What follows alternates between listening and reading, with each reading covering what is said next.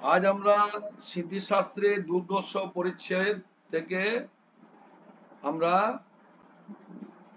Class শুরু করছি। এতদিন আমরা তিথিতত্ত্ব থেকে করলাম, আজ আমরা দুর্গোৎসব পরিচ্ছেদ ধরছি। সামনে দুর্গাপুজো আছে। আচ্ছা, দুর্গাপূজা নিত্যা কামাচ, অর্থাৎ দুর্গাপুজো নিত্য বটে, কাম্য বটে। অর্থাৎ দুর্গাপূজা না করিলে পাপ হয় এবং করিলে পুণ্য হয়। না করিলে পাপ হয়। নিত্যকর্ম, নিত্যকর্ম যখন আমরা, নিত্যকর্ম কাকে বলে? যে কর্ম না করলে পাপ হয় সেটা নিত্য। কাম্যকর্ম কোনটা? কাম্যকর্ম হচ্ছে যেটা আমি সকাম কর্ম, অর্থাৎ কোনো কিছু কামনা করে যে কর্ম করি, অর্থাৎ সেখান থেকে পুণ্য সঞ্চয় হয়, সেটা হচ্ছে কাম্য। তাহলে দুর্গা পুজোতে কি বলছে? কাম্য বটে আবার নিত্য বটে। সেখানে সেই জন্য বলছে এটা না করিলে পাপ হয়, আবার করিলে পুণ্য হয়। দেবী পুরাণে কি বলছে? দ্বি শরীরে চরে জৈব লগ্নে কেন্দ্রগত রব বর্ষে বর্ষে বিধাতব্যং স্থাপনঞ্চ বিসর্জন কৃত্বৈবং পরনামা পুণ্যবৃত্তিং ত্রিদিবকশ এবমন্যরপি সদা দেবা কার্যং প্রপূজনম বিভূতি মতলাং লব্ধং চতুর্বর্গ প্রদায়িকা। অর্থাৎ প্রত্যেক বৎসর দ্ব্যর্থক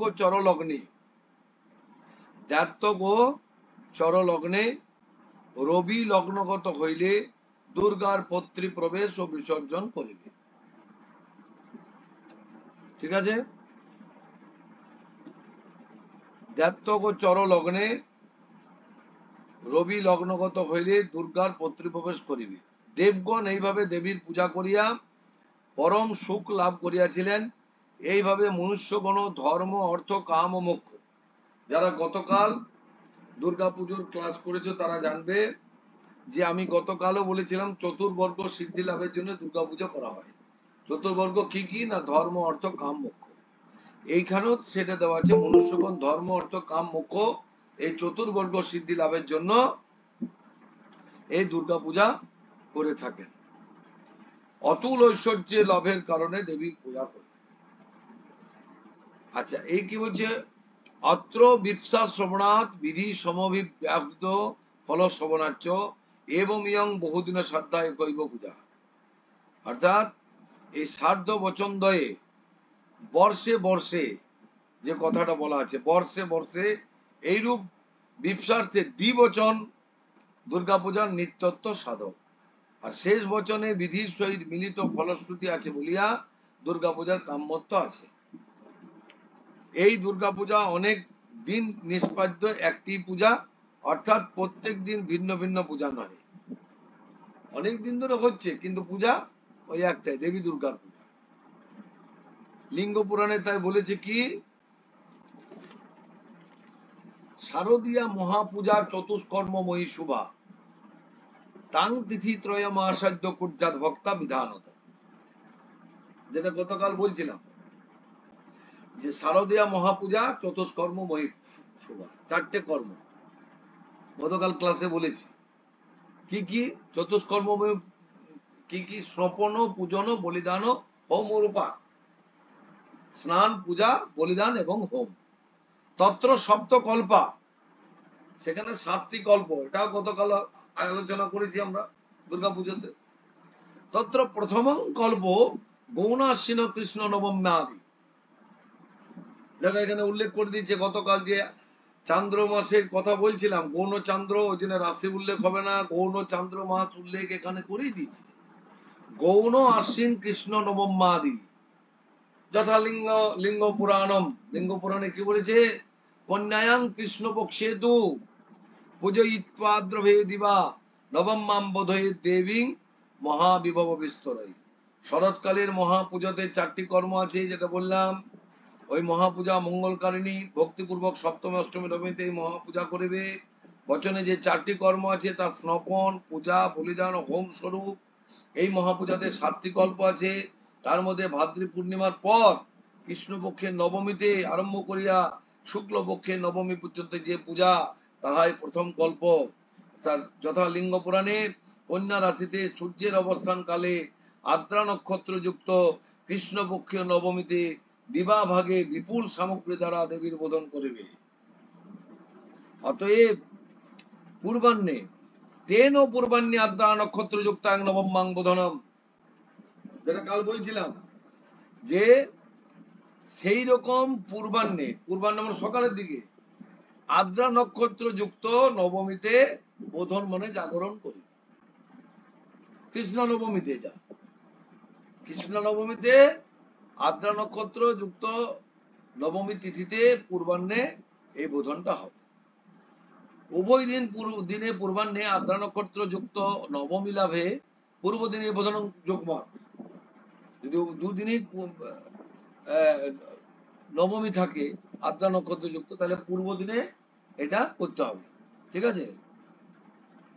অতএব পূর্বাহ্নে আদ্রা নক্ষত্র নবমীতে বোধন করবে। 2 দিনে পূর্বাহ্নে আদ্রা নক্ষত্র যুক্ত নবমী পাইলে যুগ্ম শাস্ত্র অনুসারে পূর্ব দিন বোধন করিবে। যখন 2 দিনেই পূর্বাহ্নে নবমী হইবে কিন্তু কেবল পরদিনে আদ্রা নক্ষত্র হইবে, তখন পরদিনে বোধন হইবে আদ্রা নক্ষত্রটার জন্য, কিন্তু যুগ্ম শাস্ত্র অনুসারে পূর্ব দিনে বোধন হইবে না। কেন হলো না? না আদ্রা নক্ষত্রটা পেল না, পরদিনে আদ্রা নক্ষত্র পাচ্ছি, সেই জন্য পরদিনে হলো, ঠিক আছে। এইবার বলেছে তেন যদা পূর্বাহ্ন এতর কালে কেবলায়াং রাক্ষসী বেলায়াম অপি নবম্মা মাত্রা যোগ তত্রাপি বোধনম সূচিতম। অর্থাৎ আচ্ছা, তাহার কারণ, এটা কিসের কারণ দিয়েছে এখানে দেখি। হ্যাঁ, বরাহ বচনে আদ্রা নক্ষত্র নিয়ম কীর্তন অভিধানাৎ, অর্থাৎ আশ্বিন মাসের উদয় লগ্ন কন্যা হইতে অস্তলগ্ন মীন পর্যন্ত, অর্থাৎ সূর্যের উদয় হইতে অস্ত পর্যন্ত যে সময়ে আদ্রা নক্ষত্র হইবে তখন কর্তার মঙ্গলপত্র দেবীর বোধন করিবে। এই বরাহ বচনে আদ্রা নক্ষত্রকে বোধনের নিয়ামক বলা হইয়াছে।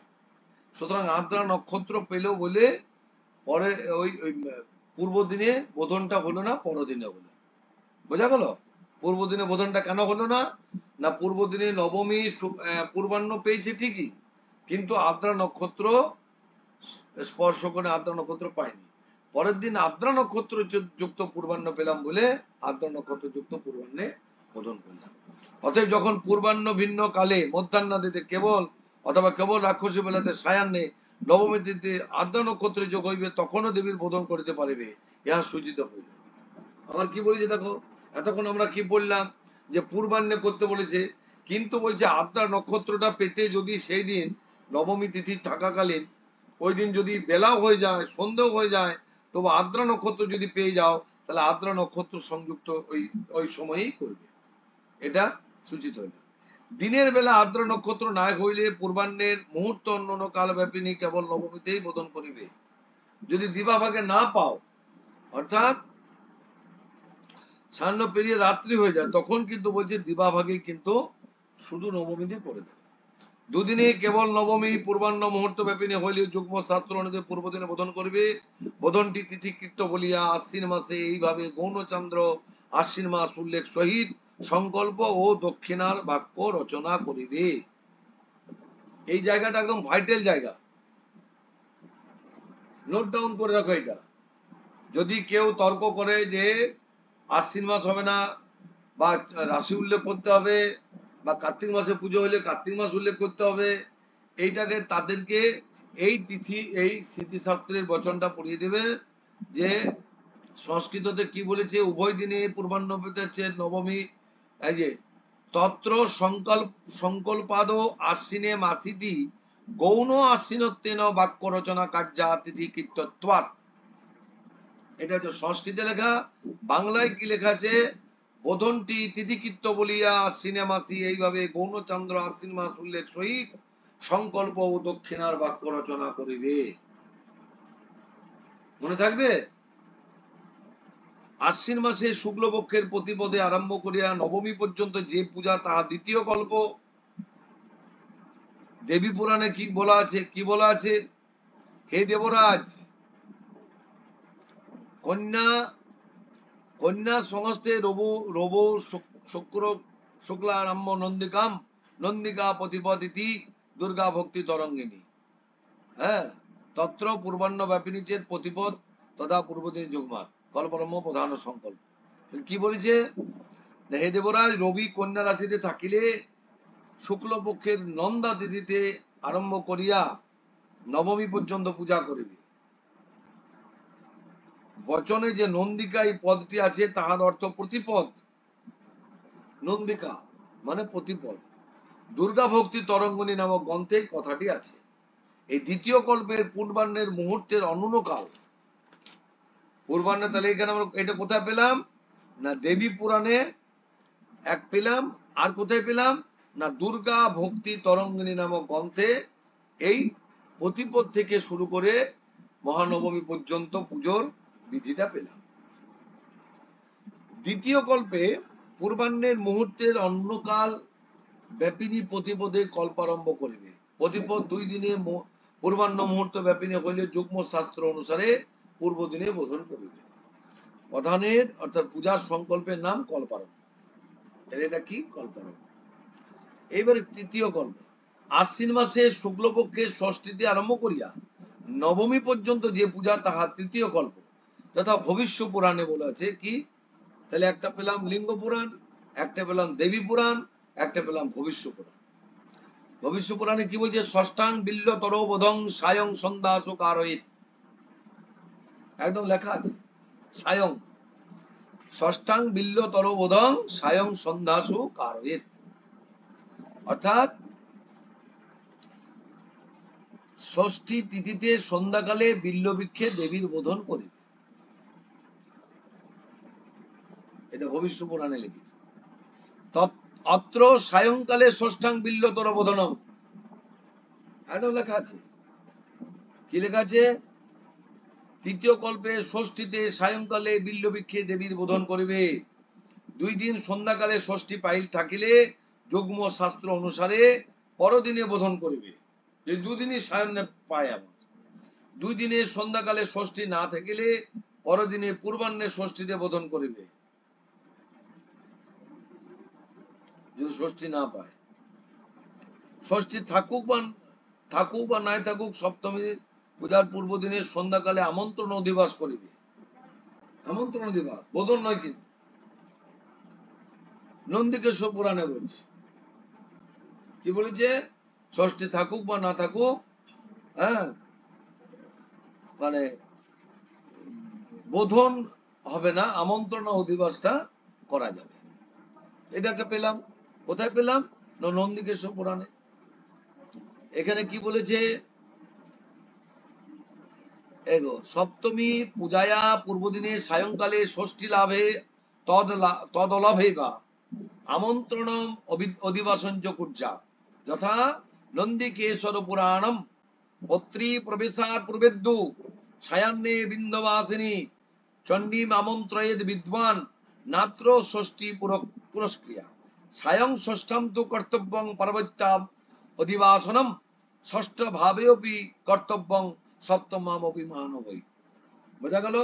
তাহলে ষষ্ঠী থাকুক বা নাই থাকুক, সপ্তমী দিন পূর্ব দিনে সন্ধ্যাকালে আমন্ত্রণ অধিবাস করা যাবে। এটা কেউ বলতে পারে যে আপনি ষষ্ঠী কীর্তিটা বোধনটা করলেন সেই দিনে, পঞ্চমী দিনে, আমন্ত্রণ অধিবাসটা আপনি কোথা থেকে পেলেন, এটা কেন এই দিন করলেন, কোথায় পেলেন, সেটা এটা বিধান দেওয়া যাবে যে নন্দিকেশ্বর পুরাণে স্মৃতিশাস্ত্র অনুসারে এটা আমরা পাই যে নন্দিকেশ্বর পুরাণে এই জিনিসটা আছে। জ্ঞানমান মানব শ্রী পত্রিপুরুষের পূর্ব দিনে সায়ংকালে বিন্দবাসিনী দুর্গা দেবীর আমন্ত্রণ করিবে। এই আমন্ত্রণে ষষ্ঠীর আবশ্যকতা নাই এবং পত্রিপ্রবেশের পূর্ব দিনে সায়ংকালে ষষ্ঠী না থাকিলে সপ্তমীতেও পার্বতীর অধিবাস করিবে।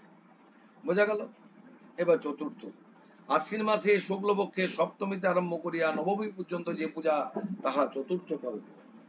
যথা দেবী পুরাণে শক্রধ্বজোত্থান দ্বাদশী হইতে 25টি তিথি অতীত হইলে পর মূলা নক্ষত্রযুক্ত যে শুক্লপক্ষের সপ্তমী তাহাতে আরম্ভ করিয়া দশমী পর্যন্ত পর্বতরাজ কন্যা দুর্গা দেবীর পূজা করিবে। ঠিক আছে, এটাও দেবী পুরাণে পেলাম।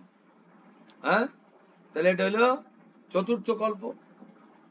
সেই চতুর্থ কল্পে সূর্যোদয় কালে বিদ্যমান ও মুহূর্তের অন্য কাল ব্যাপিনী সপ্তমীতে পূজার সংকল্প করিবে। ঠিক আছে, দেবী পুরাণে কি বলেছে, যুগাদ্যা বর্ষবৃদ্ধিশ্চ সপ্তমী পার্বতী প্রিয়া রবির উদয়মুক্ষন্তে ন তত্র তিথি যোগমতা। অক্ষয় তৃতীয়া প্রভৃতি যোগাদ্দা, জন্মতিথি ও পত্রীপ্রবেশের সপ্তমী, এই সকল তিথির কার্য করিতে হইলে রবির উদয়ের অপেক্ষা করিবে, অর্থাৎ এই সকল তিথি খণ্ডিত হইয়া 2 দিনে পূর্বাহ্নের মুহূর্ত পাইলে পরদিনে ওই সকল তিথির বিহিত কার্য করিবে, তাহাতে যুগ্মাদর নয়। কি বুঝলে? যে যদি সপ্তমী 2 দিন পায় তো পরদিনে করতে বলছে, ঠিক আছে? 2 দিন সপ্তমী উদয়কালে থাকিলে পূর্ব দিনে কল্পারম্ভ করিবে, কারণ পরের দিনে যেটুকু সপ্তমী থাকে তাহা 60 বৃদ্ধিমল, অতএব কর্মের অযোগ্য। সেজন্য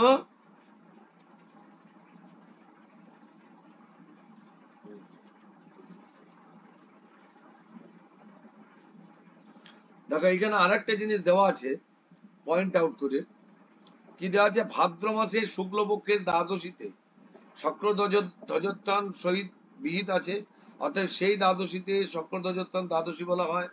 পক্ষ শব্দের 15 আর 10 একুনে 25টি তিথি, এই দ্বাদশী নিয়া 25টি তিথি গণনা করিলে আশ্বিন মাসের শুক্লপক্ষের ষষ্ঠী পর্যন্ত পাওয়া যায়। তাহা অতীত হইলে পরবর্তী তিথি সপ্তমী হয়। দশমিঞ্চ যাবৎ, এই স্থলে যাবৎ শব্দের অর্থ মর্যাদা সীমা, দশমী দুর্গাপূজার শেষ সীমা। অন্যান্য বচনের সহিত এক বাক্যতা করিয়া ঐরূপ অর্থ করায় নবমী পর্যন্ত পূজা, দশমীতে বিসর্জন, এইরূপ বুঝিতে হইবে। আমি গতকাল এটা বুঝিয়েছি যে নবমী পর্যন্ত সংকল্প বিহিত পূজা, আর দশমীটা কিন্তু বিসর্জনাঙ্গ ক্রিয়া, ঠিক আছে? ষষ্ঠী দন্দাত্মকায়শ্চ তিথি নিষ্ক্রমণের পরে অকর্মণ্যং তিথি মলং বিদ্যা একাদশী বিনা, ঠিক আছে?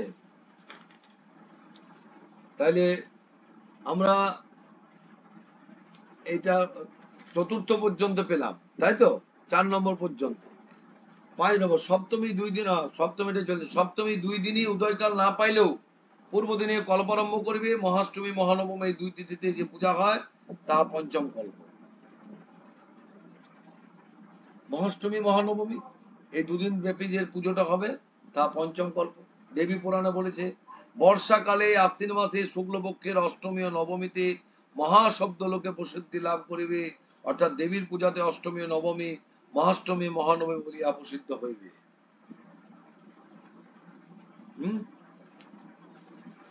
একমাত্র মহাষ্টমীতে যে পূজা ষষ্ঠ কল্প এবং একমাত্র মহানবমীতে যে পূজা তাহা সপ্তম কল্প।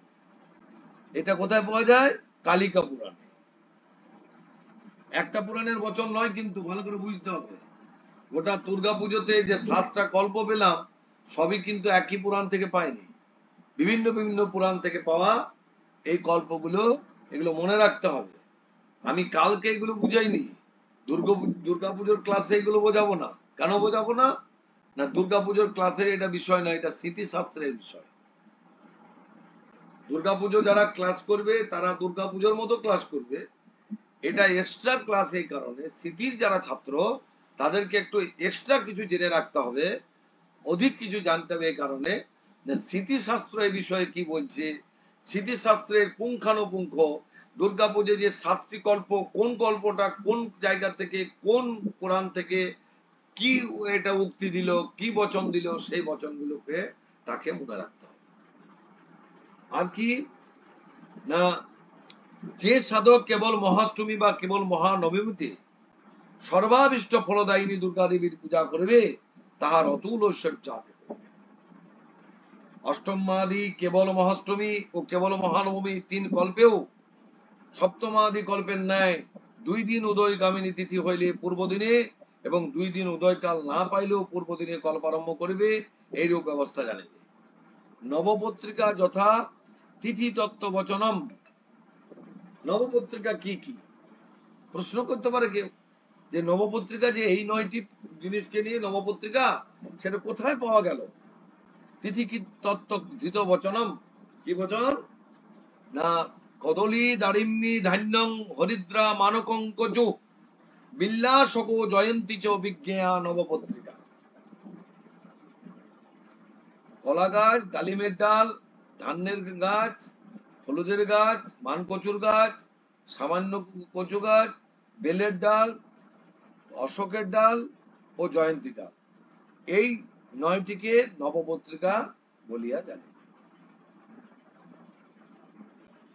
আমরা দুর্গাপুজোর তত্ত্বতে আলাদা পাবো, 9টি যে নাম সেটা আলাদা পাবো, কিন্তু এইখানে যেটা দেওয়া আছে তিথি তত্ত্ব ধিতম বচনম, যে কদলী দারিমি ধান্যং হরিদ্রা মানকঙ্কচু বিল্লাসক জয়ন্তী চ বিজ্ঞা নবপত্রিকা।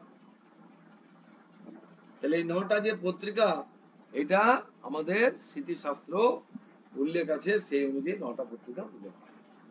এই 9টিকে নবপত্রিকা বলিয়া জানি। এই পূজা সকল দিনই সূর্যের উদয়কালে বিদ্যমান, মুহূর্তের অনন্তকাল ব্যাপিনী সপ্তমী অষ্টমী নবমী তিথিতে করিবে। যথা নন্দিকেশ্বর পুরাণে দুর্গা পত্রিপ্রবেশ সপ্তমী বিহিত আবাহনদী প্রভৃতি বিসর্জন পর্যন্ত যতগুলি কার্য আছে তাহা সকলই রবির উদয়কালে বিদ্যমান তিথিতে করিতে হইবে। ঠিক আছে? তার মানে এই যে তিথি তত্ত্ব তিথিকৃত্য, এই ব্যাপারগুলোতে একটা জিনিস জানার আছে কি, যে এখানে কিন্তু সময়টা হচ্ছে মানে একটা ভাইটাল জিনিস, যেটা অনেক মন্দির, এই যেমন গত বছরই একটা গোলমাল ছিল, সময় ঠিক মতো ছিল না। এই যে সময়ের যে ব্যাপারটা থাকে, এখানে একটা জিনিস কি প্রবলেম হয়, সেটা অনেকে মেনটেন করে চলতে পারে না। দুর্গাপুজো করেই যাচ্ছি, হ্যাঁ, দশমীতেও বিসর্জন হয়ে যাচ্ছি, দশমীর দিনে নবমী পুজোটা, দশমীর দিনে নবমী পুজো করে হোম হচ্ছে, বিসর্জন হচ্ছে, এই বলি হচ্ছে, এই যে ব্যাপারগুলো, এইগুলো কিন্তু স্মৃতিশাস্ত্র বিধান দেয় না। স্মৃতিশাস্ত্রের বাইরে নিজের খেয়াল খুশি মতো কিছু পুরোহিত নিজের মতো করে করে বেড়ায়। এইখানে কিন্তু একটা জিনিস স্মৃতিশাস্ত্রগত, ওই জন্য কিছু কিছু নোট বা নলেজ রাখতে হবে। তা যাই হোক, আমি আজকে এই পর্যন্তই রাখলাম, একদিনে বেশি রাখলে পরে অসুবিধা হবে, তাই এইখানে রাখলাম। হ্যাঁ, এবারে যদি কারো কোনো প্রশ্ন থাকে প্রশ্ন করতে পারেন, এই যে করলাম এইটার উপরে।